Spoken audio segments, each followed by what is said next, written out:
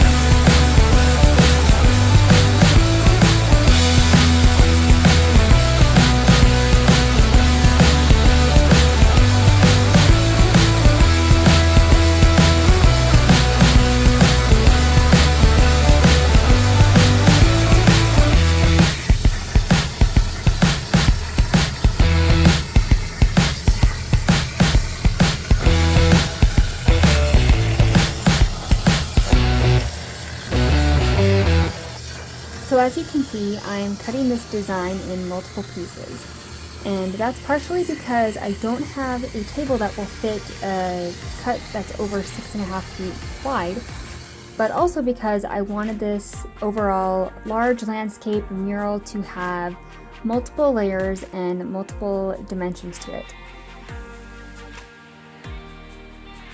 Since it's going to be offset from the wall, we are also going to put recessed lighting behind this. And we have a really cool way of, with the lighting, you can choose what parts are illuminated a certain color. So you'll get to see all of that at the end of the video.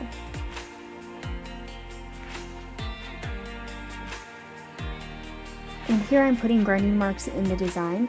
I'm doing this for a couple different reasons. One of them being that the next stages that I'm doing is going to be an acid stain, and then I'm going to be painting it with an acetone base.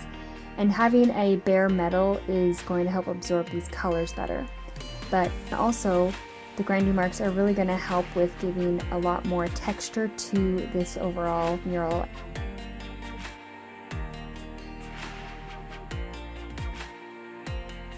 So here's the whole setup as it's welded together, grinded down, and all those marks in there are just amazing. I didn't even care how long it took because it just was so fun to do it, and it turned out great.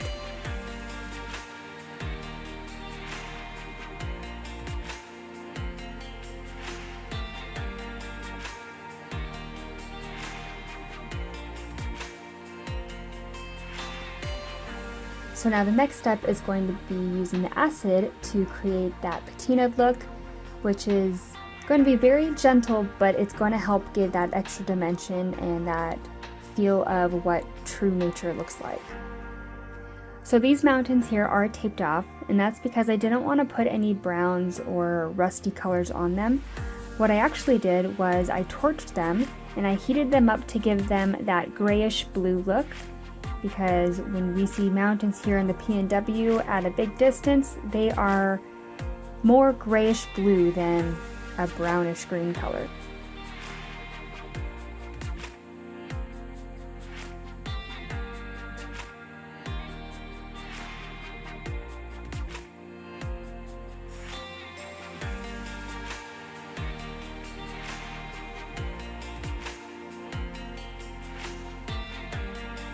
So here I'm taking on the task of painting the trees. I'm using an acetone based metal dye, and it's in the emerald green color. So when you put that emerald green on top of that copper, it kind of dulls it out and gives it that more earthy look. And then with the fan brushes, I actually chopped off chunks just randomly throughout bits of the brushes, so that way no brush stroke was an even amount. I wanted it all to have a lot of variation to every stroke, and these brushes really helped me achieve the look that I was going for on this design. So as you can see with this acetone based paint, you put it on and it looks like it has a lot of color, but then it dries and dulls out a lot. The dye soaks into the material and kind of hides what the look is going to be.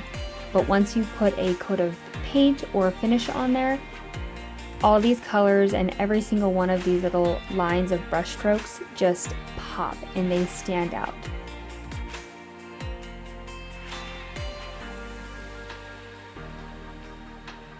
Before all of my projects, I like to do sample testing.